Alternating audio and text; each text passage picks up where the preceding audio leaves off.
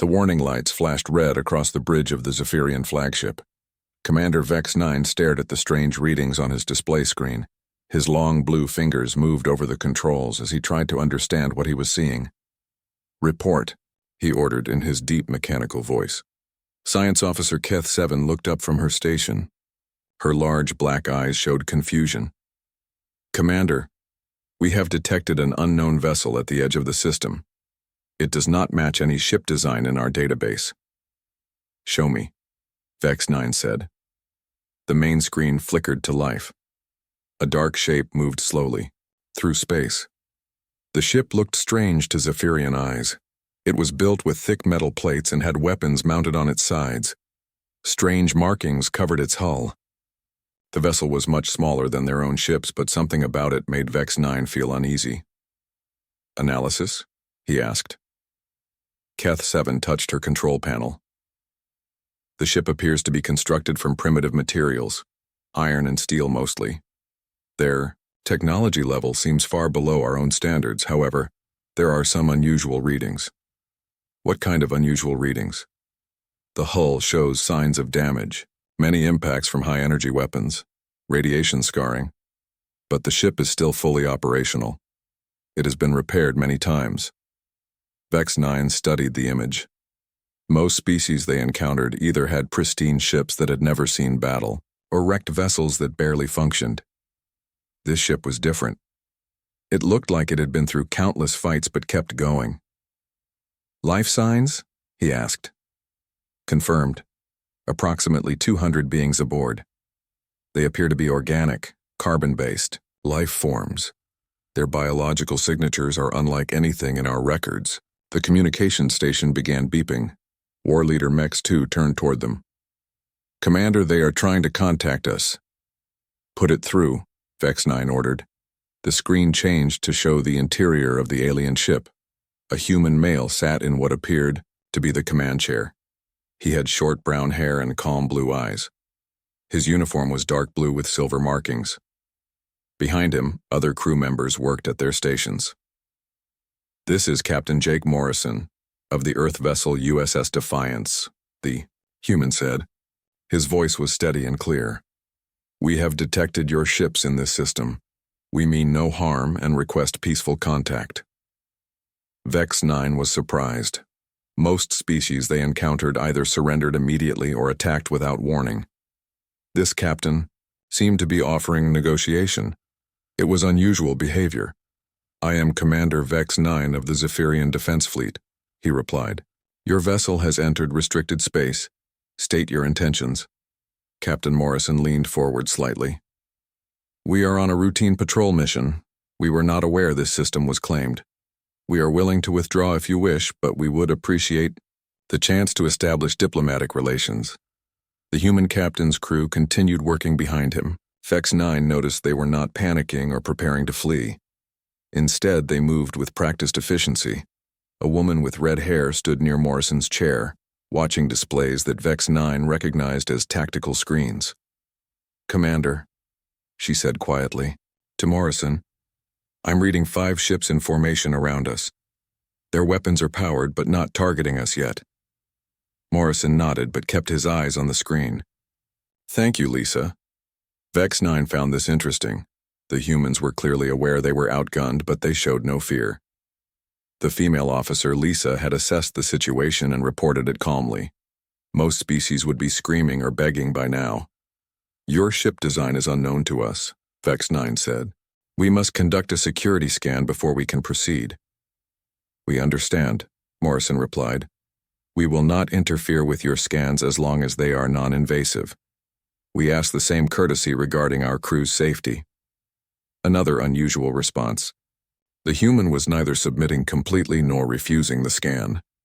He was setting conditions like an equal partner in negotiations. Vex 9 muted the communication channel and turned to his officers. "What do you make of this?" War Leader Mex 2 studied the tactical display. "Their ship is primitive, but their crew discipline is excellent. Notice how they maintain defensive positions without appearing aggressive. Their technology is inferior," added Keth 7, "but their behavior suggests they have experience with first contact situations." Vex 9 reopened the channel. Captain Morrison, we will begin our security scan now. Please maintain your current position. Understood, Commander. We will comply.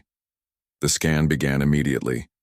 Keth 7 started the deep analysis protocols while other officers monitored the human ship's responses. The initial readings were confusing. Commander, Keith 7 said quietly, these readings are strange. Their hull composition shows extensive battle damage, but it has been expertly repaired. The materials are crude but used very effectively. On the human ship, Morrison was receiving reports from his crew. A man with dark hair approached his chair. Captain, they're conducting a very thorough scan, the man said. Much more detailed than standard security protocols. Thank you, Ryan, Morrison replied. Keep monitoring our systems. Let me know if anything changes. Ryan Cole nodded and returned to his engineering station. Vex 9 noticed the easy communication between the human officers. They worked together smoothly, like they had done this many times before. Captain, said another human, this one a woman with blonde hair at a communication station. I'm picking up partial transmissions from their ships. They seem surprised by something. Morrison glanced at her. Anything specific, Helen? Not yet, sir. But their communication traffic has increased significantly since the scan began. Vex 9 realized the humans were monitoring Zephyrian communications. That required sophisticated equipment and skilled operators. Perhaps these beings were not as primitive as they first appeared. The scan results continued to puzzle the Zephyrian crew. The human ship showed signs of modifications and improvements that suggested constant upgrades. Every system had backup systems. Every backup system had additional backups. This is excessive redundancy, Mex 2 observed. Why would they need so many backup systems? Perhaps they expect their ships to take heavy damage, Keth 7 suggested. Vex 9 found this disturbing. Most civilized species built ships to avoid damage. These humans seemed to build ships expecting to be shot at regularly. The weapon systems were particularly interesting. They were simple in design but showed signs of constant modification and improvement. The humans had somehow managed to make primitive technology surprisingly effective.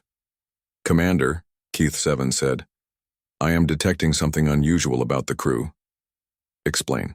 Their biological readings show they have all been exposed to high levels of stress and physical trauma repeatedly. Yet they appear to be in excellent health. It is as if they have adapted to constant danger. Vex 9 looked at the humans on the screen. Captain Morrison sat calmly in his chair, occasionally speaking with his officers. None of them showed signs of the stress that Keth 7 had detected in their biological signatures. How is that possible, he asked. Unknown, Commander. Their physiology suggests they come from a very dangerous environment. Their muscle density and bone structure indicate they are built for physical conflict. This was becoming more interesting and more concerning. These humans looked peaceful, but their bodies told a different story. Continue the scan, Vex 9 ordered. I want to know everything about these beings. On the human ship, Morrison was receiving updates from his crew. They had identified the alien ships as more advanced than Earth technology, but not impossibly so. The humans were calculating odds, planning responses, and preparing for multiple scenarios. They were not panicking. They were not surrendering. They were thinking. And that worried Commander Vex 9 more than any weapon system could. Science Officer Keth 7 pressed her long fingers against the scanning controls. She had never run such a detailed analysis on any species before. The readings from the human ship kept showing results that made no sense. Commander Vex 9, she called, out, her voice filled with confusion. These scan results are unlike anything I have seen. Commander Vex 9 moved to her station. His tall blue form cast a shadow over the displays. What have you discovered? The ship's hull shows impact damage from at least 40 different weapon types. Energy weapons, projectile weapons, explosive devices. Some of the damage patterns suggest the ship has been in battles with multiple enemies at the same time. Vex 9 studied the images on the screen. The human ship's surface was covered with patches and repairs. Each patch told the story of a different fight. How is it still functional? That is what puzzles me most, Keth-7 replied. Each repair shows advanced metallurgy and engineering. They do not just fix damage. They improve the ship each time it is repaired. The hull is now stronger than it was when first built. Medical Officer Zara 3 approached from her station. Her green skin was pale with worry. Commander, the biological scans of the crew are disturbing. Show me, Vex 9 ordered. Zara 3 activated her display. Images of human internal structures appeared on the screen. Every single crew member shows signs of surviving multiple life-threatening events. Broken bones that healed stronger, scar tissue from severe injuries, cellular damage from radiation exposure that somehow made their cells more resistant. That is impossible, War Leader Mex 2 said, joining the group. No species can survive such trauma repeatedly. Yet here they are, Zara 3 continued. Their bone density is 50% higher than normal for their body type.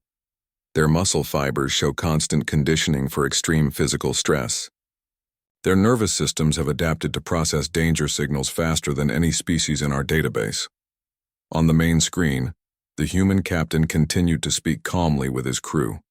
Captain Morrison looked relaxed as he received reports from his officers, but the scan showed something very different. Their stress hormones should be extremely high, Zara 3 explained. They are surrounded by superior firepower in unknown territory, yet their bodies show they are only at normal alert levels. For them, this situation is routine. Keth-7 added more disturbing information. The ship's computer systems show they have detailed files on over 3,000 different combat scenarios.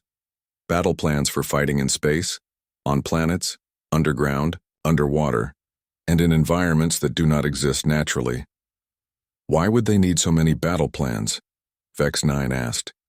The files suggest they create plans for threats that do not yet exist. They call it preparation for unknown enemies. This concept was foreign to Zephyrian thinking. Most species prepared for known threats. The humans seem to spend enormous effort preparing for imaginary dangers. On the human ship, Captain Morrison was receiving his own reports. Lieutenant Commander Lisa Barnes stood at her tactical station, watching the alien ships carefully. Captain, she said, their scanning intensity has increased. This is much more detailed than a security check. How detailed? Morrison asked. They are analyzing our hull composition, our weapon systems, even our biological signatures. This is a full military assessment. Chief Engineer Ryan Cole looked up from his controls. Sir, I am reading some interesting things about their ships too.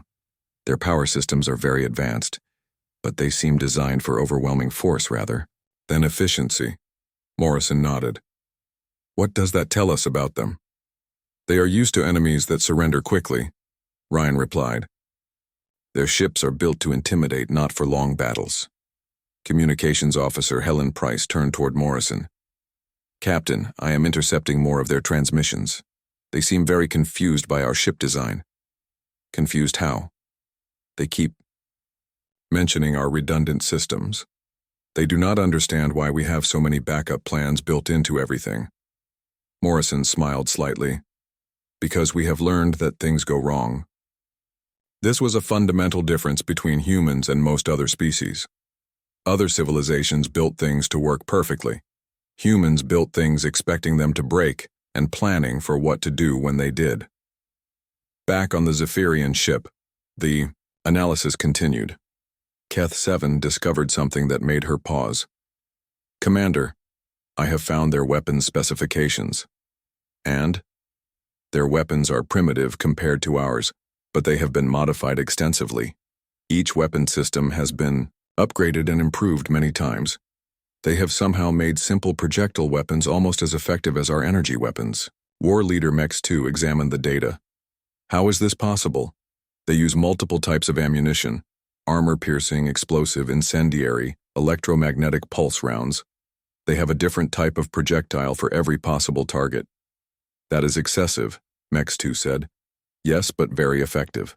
They have prepared for fighting enemies with any type of defense. Zara 3 made another disturbing discovery. Commander, I have analyzed their crew assignments. Continue. Every crew member is trained in at least 3 different jobs. Their captain, can operate the engineering systems. Their engineer is qualified for combat operations. Their medical officer is also a pilot. This redundancy was extreme even by military standards. Most ships had specialists who were experts in one area. The humans seemed to assume that their specialists would be killed or injured regularly. Why would they cross-train everyone? Vex 9 asked. The only logical reason is that they expect heavy casualties, Zara 3 replied. They have designed their crew structure so the ship can continue fighting even if most of the crew is dead or wounded. The implications were chilling. These humans did not just expect to fight. They expected to fight battles so terrible that most of their people would not survive. Navigator Prime Tel 5 reported from his station. Commander, I have analyzed their flight path and navigation systems. What did you find? They have been mapping every system they pass through. Not just basic navigation data, but detailed military intelligence. Asteroid fields that could hide ships, planets that could be used as bases, even gravitational anomalies that could be used as weapons. They are gathering intelligence on everything, Vex 9 observed. Yes, but not for conquest. Their data suggests they are looking for defensive positions and escape routes. They are planning how to survive if someone attacks them. This was the behavior of a species that had been hunted. Most civilizations either hunted others or lived in peace. The humans seemed to assume that someone was always hunting them. Keth 7 found more evidence of this mindset. Commander, their ship's database contains detailed studies of their own weaknesses. Explain. They have analyzed every possible way their ship could be destroyed or captured. Then they have developed countermeasures for each vulnerability. They have literally planned how to fight against themselves. That makes no sense, Mex 2 said. It does if you assume your enemies will eventually learn all your secrets, Keth 7 replied. They have prepared for the day when someone knows everything about their technology and tactics. On the human ship, Navigation Officer Pete Jones was running his own analysis.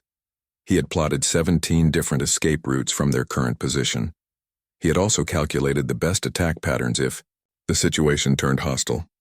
Captain, he reported, if we need to leave quickly, I have multiple options ready.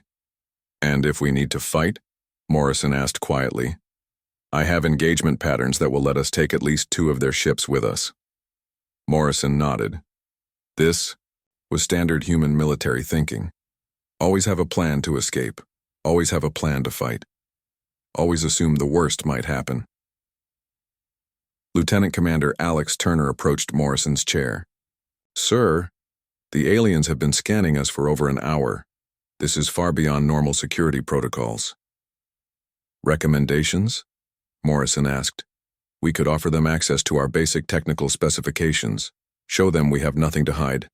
Morrison considered this. What would that accomplish? It might satisfy their curiosity and reduce tensions, or it might make them more worried when they see how we build things. Turner understood. Human technology was designed around the assumption that everything would eventually fail, break, or be destroyed. Other species might find this mindset disturbing. The Zephyrian analysis was reaching its conclusion. Commander Vex 9 reviewed all the data his officers had gathered. The picture that emerged was of a species unlike any they had encountered. Summary, he ordered. Keth 7 spoke first. Their technology is primitive but incredibly robust. They have prepared for threats we cannot imagine. Zara 3 added, their biology shows they have survived catastrophic events that should have destroyed their entire species. War leader Mex 2 concluded, their military doctrine assumes they will face superior enemies and suffer heavy losses, but they plan to win anyway. Vex 9 stared at the human ship on his screen. These beings were not just survivors. They were something much more dangerous. They were survivors who refused to give up. Historian Prime Nell 4 approached Commander Vex 9 with growing concern in her large silver eyes. She carried a datapad filled with information that made her hands shake slightly. Commander, we have accessed their historical database. What we found changes everything we thought we knew about this species. Show me, Vex 9 ordered. The main screen filled with images from human history. Cities in ruins. Massive explosions. creatures fighting with primitive weapons against impossible odds, ships burning in space while other ships continued to fight around them. This is their homeworld, Nell 4 explained. They call it Earth. For the past 10,000 years they have been at war. With whom? War Leader Mex 2 asked. With themselves. The Zephyrian officers stared at the screen in silence. Most species had small conflicts during their development, but this was different. The humans had fought massive wars that covered their entire planet. These are not small tribal conflicts, Nell 4 continued. These are wars that involved millions of their people. They have weapons that can destroy entire cities. They have used them against their own kind. Science Officer Keth 7 examined the data. How did they survive such destruction? That is what is most disturbing, Nell 4 replied. Each time their civilization was nearly destroyed, they rebuilt it stronger than before. Each disaster made them better at surviving the next one. The images showed human cities rising from ashes, people working together to rebuild after terrible destruction, children learning to fight before they could properly walk, scientists creating better weapons while doctors learned to heal worse injuries. Commander, Nell 4 said quietly, they have survived ice ages that lasted thousands of years. They lived through asteroid impacts that blocked out their sun, volcanic explosions that poisoned their air, diseases that killed half their population. And they kept fighting each other through all of this? Vex 9 asked. Yes. But more than that, they learned from every conflict. Every war taught them new ways to fight. Every disaster taught them new ways to survive. On the human ship, Captain Morrison was making a decision that would change the course of the encounter. He turned to Communications Officer Helen Price. Helen, transmit our basic historical files to the alien ship, Cultural Exchange Package 7. Sir, that includes information about our wars, she replied. Yes, it does. I think they need to understand who they are dealing with. Lieutenant Commander Lisa Barnes looked concerned. Captain, showing them our military history might make them see us as a threat. Morrison smiled grimly. Lisa, if they are going to see us as a threat, I would rather they understand why we became one. The historical data began transmitting to the Zephyrian ship. Nell 4 watched as thousands of years of human conflict filled her screens. Commander, they are sending us more information. Battle records, technological development, social evolution. Analyze everything, Vex 9 ordered. What? Nell 4 found was beyond her understanding. The humans had not just survived their violent history. They had used it to become something unique in the galaxy. Commander, look at this pattern. Every time they developed a new weapon, they also developed better armor. Every time they created a new poison, they also created the cure. Every time they learned to destroy something, they also learned to rebuild it. The data showed humans fighting with clubs and stones, then metal swords, then gunpowder weapons, then energy weapons, then things that Nell 4 could not even identify. But alongside every weapon was a corresponding defense. They never developed overwhelming offensive capability without also developing ways to defend against it, she observed. What does that mean? Mex 2 asked. It means they always assumed that someday someone would use their own weapons against them. They prepared to fight enemies armed with human technology. This concept was foreign to most species. When the Zephyrians developed superior weapons, they used them to dominate other species. The humans seemed to develop weapons while assuming their enemies would eventually have the same weapons. Keth 7 made another discovery. Commander, their technological development is unprecedented. Most species take thousands of years to advance from primitive tools to space travel. The humans did it in less than 100 years. How is that possible? Vex 9 asked. War, Nell 4 answered. They had a global conflict that forced rapid technological advancement. They went from flying in simple aircraft to building rockets in less than 50 years. Fear of their enemies made them innovate faster than should be possible. The images showed human scientists working desperately to create better weapons, better defenses, better ways to communicate and travel. They were racing against time and against each other. Commander, Nell 4 continued, their space program was created by people who built weapons.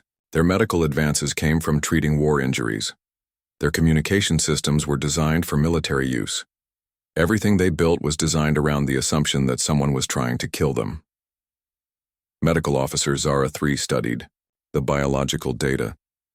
Commander, this explains their physical adaptations. Their species has been under constant evolutionary pressure for thousands of years. Only the strongest, smartest, and most adaptable survive to have children. Natural selection, Nell 4 said, but accelerated by constant warfare. The historical record showed something else that disturbed the Zephyrian officers. The humans had not just fought each other. They had also fought their own planet. Look at these climate records, Keith 7 said. Their planet has tried to kill them repeatedly. Ice ages, volcanic winters, massive storms, droughts that lasted decades. And they survived all of it. Zara 3 observed. More than survived. They learned to predict these disasters and prepare for them. They built underground cities. They developed ways to grow food in artificial environments. They created technology that works in extreme conditions. On the human ship, Intelligence Officer Sam Watson was analyzing the alien responses to their historical data. He approached Captain Morrison with his findings. Captain, they are spending a lot of time studying our military history. What specifically? Morrison asked. Everything. Our weapons development, our tactical evolution, our casualty rates in major conflicts. Chief Engineer Ryan Cole looked up from his station. Sir, if I were them, I would want to know how we fight. Why? Morrison asked. Because our history shows we have never been completely defeated. Even when we lost battles, we kept fighting. Even when cities were destroyed, the survivors built new ones and came back stronger. Morrison nodded. This was the human way. Never surrender completely. Always keep fighting. Always learn from defeat and use it to win the next time. Back on the Zephyrian ship, Nell 4 was reaching disturbing conclusions. Commander, I believe I understand why this species survived when others did not. Explain. Most species face disasters one at a time. A war, then peace. A natural disaster, then recovery. The humans faced everything at once. While fighting wars, they also had to survive ice ages, plagues, volcanic explosions, and asteroid impacts. Simultaneously?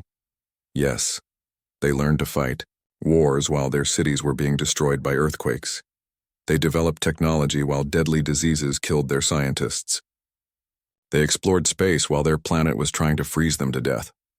War leader Mex 2 studied the tactical implications. This means they are used to fighting multiple enemies at once while dealing with other crises. Exactly. For them, facing one enemy in a stable environment is easy. The data revealed something else that chilled the Zephyrian command staff. The humans had detailed records of every species that had ever tried to conquer Earth. Commander, Nell 4 said quietly, they were not the first intelligent species on their planet. What do you mean? There were others. Several other species developed intelligence and technology. The humans fought wars against non-human enemies and won. The historical records showed conflicts between humans and other Earth species that had developed advanced technology. In every case, the humans had eventually prevailed. How did they defeat species that were already established when humans were still primitive? Vex 9 asked. They out-adapted them.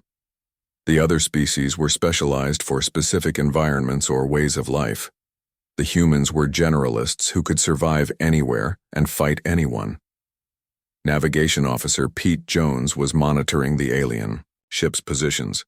He noticed they had moved further away during the data transmission.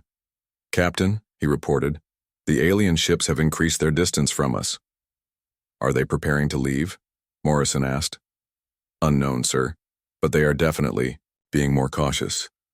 Communications Officer Helen Price intercepted more alien transmissions. Captain, their communication traffic has increased dramatically. They seem to be discussing something important. Morrison understood. The aliens were learning what humans were capable of, and they were reconsidering their options. Lieutenant Commander Alex Turner approached Morrison's chair. Sir, what do you think they will do? They will make a decision based on what they have learned about us, Morrison replied. And what have they learned? Morrison looked at the alien ships on his screen. They have learned that humans do not give up. They have learned that we turn every disaster into a lesson and every defeat into preparation for victory. They have learned that we have survived things that destroyed other species. Will that make them more friendly or more hostile? War Leader Mex 2 stared at the tactical display with growing unease.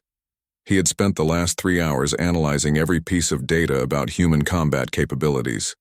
What he found challenged everything he knew about warfare. Commander Vex 9, he called out, his voice tight with concern. I have completed the tactical assessment. The results are disturbing. Vex 9 approached the war station. Around them, other officers gathered to hear the analysis. Report, he ordered. The humans possess a combination of combat traits I have never seen in any species. Mex 2 began. They blend individual initiative with coordinated team tactics in ways that should be impossible. On the tactical screen, Mex 2 displayed the structure of the human crew. Look at their command hierarchy. Their captain makes decisions, but every crew member is authorized to act independently if needed. They call it initiative. That sounds like chaos, Science Officer Keth 7 observed. That is what I thought. But watch their behavior patterns. Mex 2 showed recordings of the human crew working. Each person knows their job, but they also watch for problems outside their area. When they see something wrong, they fix it without being ordered. This was alien thinking to the Zephyrians. Their crews followed precise orders and did exactly what they were told. The humans seemed to encourage their people to think and act beyond their assigned roles. How does this work in combat? Vex 9 asked. It means their ship continues fighting even when command structure is damaged, Mex 2 replied. If their captain is killed, any officer can take command. If their weapons officer is injured, the engineer can operate the weapons. If their communications are destroyed, they use hand signals. Medical Officer Zara 3 added her findings. Commander, I have analyzed their stress responses during our encounter. Every human aboard that ship is prepared for combat, but they are not aggressive. Explain the difference. They are like coiled springs, ready to act instantly, but waiting for the proper moment. Their bodies are prepared for violence, but their minds are focused on avoiding it. This paradox confused the Zephyrian officers. Most species were either peaceful or warlike. The humans seemed to be both at the same time. On the human ship, the crew continued their normal duties while remaining alert to the alien presence. Captain Morrison reviewed reports from his department. Heads, engineering status? He asked. Chief Engineer Ryan Cole looked up from his console. All systems operating at full capacity, Captain. I have also prepared emergency power routines in case we take damage. Tactical status? Lieutenant Commander Lisa Barnes reported from her station. Weapons are powered but not armed. I have targeting solutions ready for all 5 alien ships, but we remain in defensive posture. Morrison nodded. His crew was doing exactly what human military doctrine required. Prepare for the worst while hoping for the best. Navigation Officer. Pete Jones had been quietly working on something that would have amazed the aliens if they knew about it. He had calculated escape routes, attack patterns, defensive positions, and even ramming courses.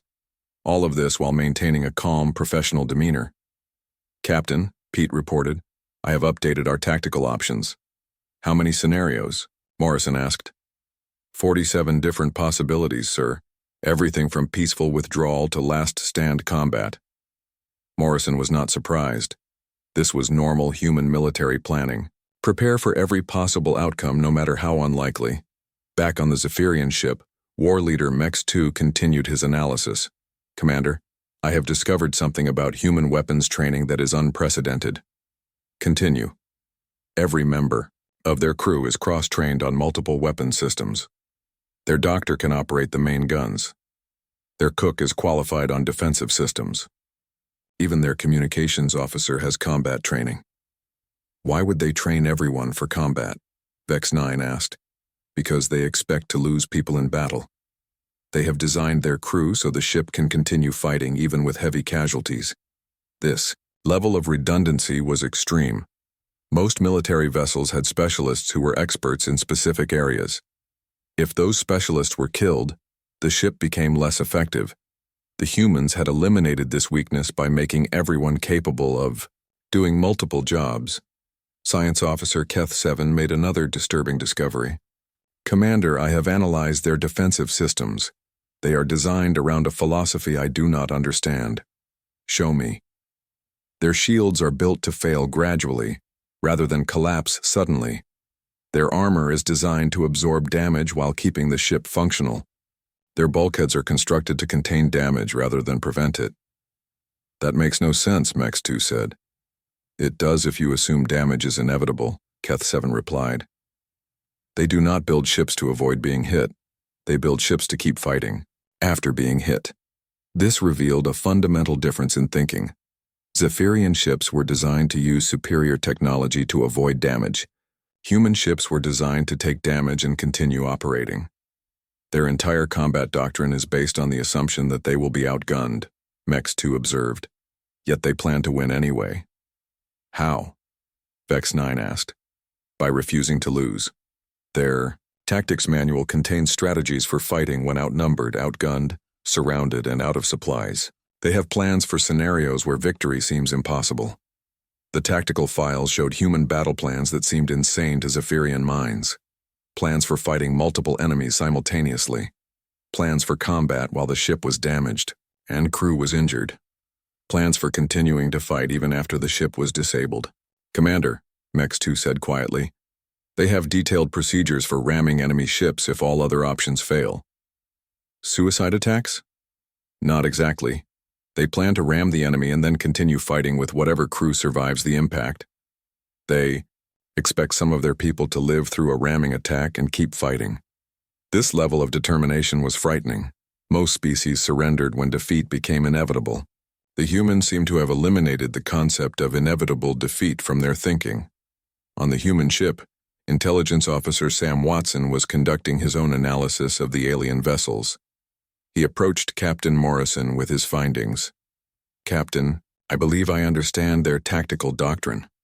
What have you learned? Morrison asked. Their ships are built for overwhelming force against inferior opponents. Massive firepower, heavy armor, intimidating appearance.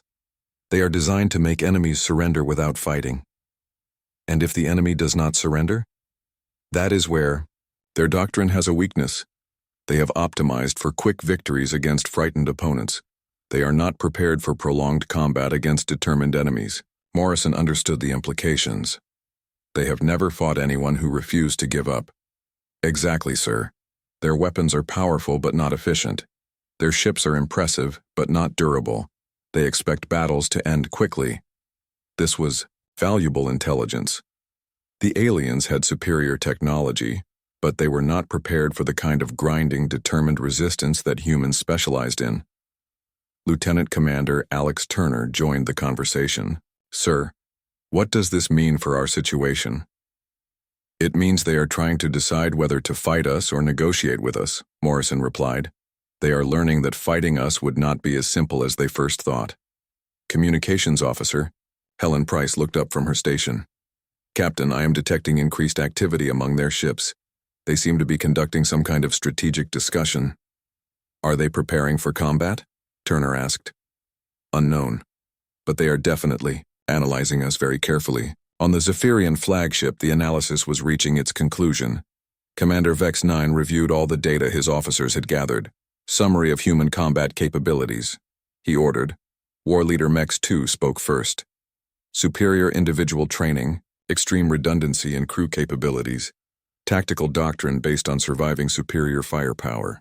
Medical Officer Zara 3 added, biological adaptations for surviving severe trauma, stress responses optimized for combat, psychological conditioning for prolonged conflict. Science Officer Keth 7 concluded, technology designed for durability, rather than superiority, weapon systems optimized for reliability, defensive systems built to fail gracefully. Historian Prime Nell 4 provided context.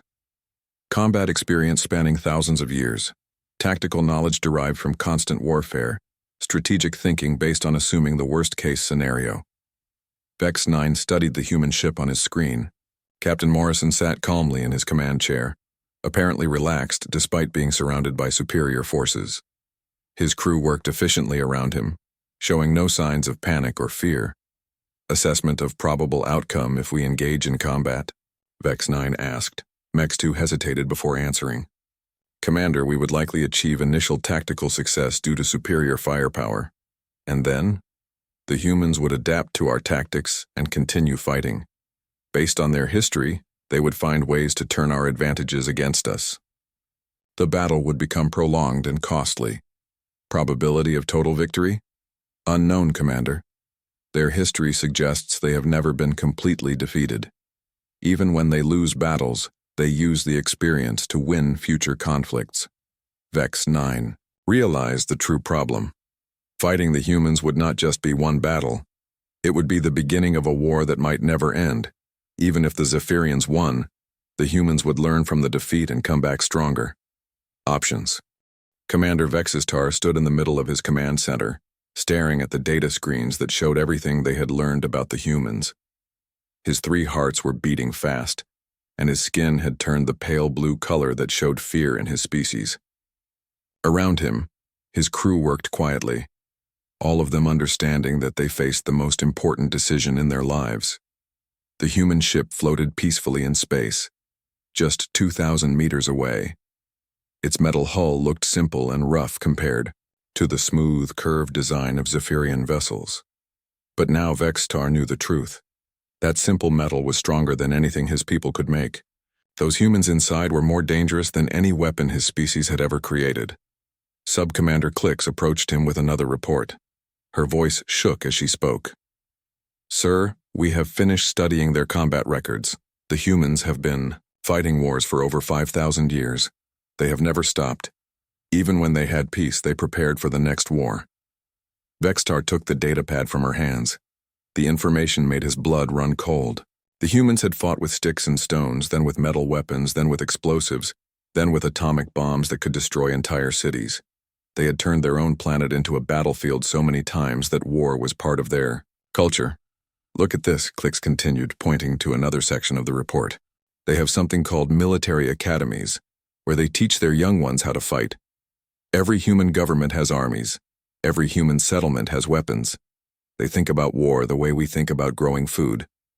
On the main screen, Vextar could see the human ship's bridge through their scanning equipment. Captain Morrison sat in his command chair, talking calmly with his officers. The human looked relaxed, almost bored.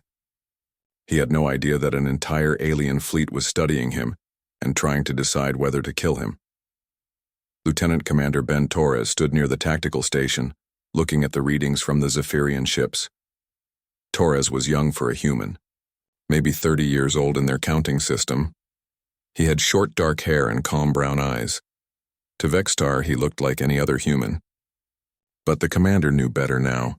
Torres spoke to one of his crew members and their translation system picked up his words. Those alien ships have interesting designs, Torres said. Their shields are strong, but they only cover the front and sides. If someone attacked from above and below at the same time, they could break through easily. And their weapons are powerful, but they take too long to charge between shots. A fast ship could hit them during the charging time. The human was not trying to threaten anyone. He was just making observations the way someone might comment on the weather. But his casual words showed that he had already figured out how to destroy the Zephyrian fleet in less than 5 minutes of looking at their ships. Vextar felt sick. This was what humans did.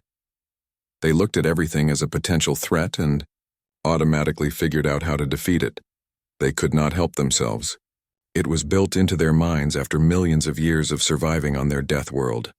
The communication officer, 3rd Class Zix, turned toward Vextar. Sir, the humans are sending another message. Captain Morrison wants to know if we would like to exchange cultural information. He says they have music, art, and stories they would like to share with us. Art and music. These creatures, who could kill his entire crew without breaking a sweat, wanted to share art and music. Vextar almost laughed, but there was no humor in the situation. The humans were not evil. They were not trying to conquer anyone. They were just impossibly dangerous, and they did not even know it. Dr. Lisa Adams appeared on their screens working in what the humans called their medical bay. She was treating Sergeant Kevin Park. the human who had destroyed their combat drone. Park sat on a table while Adams cleaned a small cut on his arm. They were both smiling and talking about something. That made them laugh. The medical scans show that the sergeant's injury is already healing, Clicks reported. In 6 hours, there will be no sign that he was hurt. His body is repairing itself faster than our best medical equipment could fix the same wound. Park stood up and stretched his arms. He moved like a predator, smooth and quick, but he seemed completely friendly. He thanked Dr. Adams and walked away, probably going back to his normal duties. The combat that had terrified the Zephyrians was just a minor interruption in his day. Vextar walked to the front of the bridge and looked out at the human ship. Inside that metal hull were 200 humans. Each one of them was a walking weapon. Each one of them had been born on a world that would kill most Zephyrians in minutes. Each one of them carried the genetic memory of countless wars and the knowledge of how to survive anything. But they were not monsters. The scans showed them laughing, talking, playing games during their free time. They had families back on their homeworld. They cared about each other. Captain Morrison had risked his ship to protect a damaged cargo vessel just 3 days ago, according to their records. The humans had honor, loyalty, and compassion. They were the most dangerous species in the galaxy, and they were also probably the most noble. "Sir," the communication officer said, "High Command is asking for our report. They want to know if we should prepare the war fleet." Vextar closed his eyes. A war fleet. Thousands of ships, millions of soldiers, weapons that could destroy planets. All of it would be useless against these humans. The humans would fight back, and they would not stop until every Zephyrian was dead or they themselves were extinct. That was how humans fought wars. Vextar had seen their history. They did not surrender. They did not give up. They fought until they won or until they died trying. But there was another choice. The humans wanted to be friends. They wanted to share their culture, their knowledge, their art. They wanted to join the galactic community as peaceful members. They had no idea how powerful they were, which made them even more dangerous, but it also made them trustworthy. They were not trying to conquer anyone because they did not think they needed to. "Open a channel to High Command," Vextar ordered. The screen flickered and the face of Admiral Rixmal appeared. The Admiral's skin was the deep purple color that showed authority and confidence. "Commander Vextar, what is your assessment of these humans?" Vexitar took a deep breath. "Admiral, I recommend immediate peaceful contact and full alliance status. Under no circumstances should this species be considered hostile unless absolutely necessary." The Admiral's skin shifted to a lighter purple, showing surprise. "Explain." "Sir, the humans are not just another spacefaring species.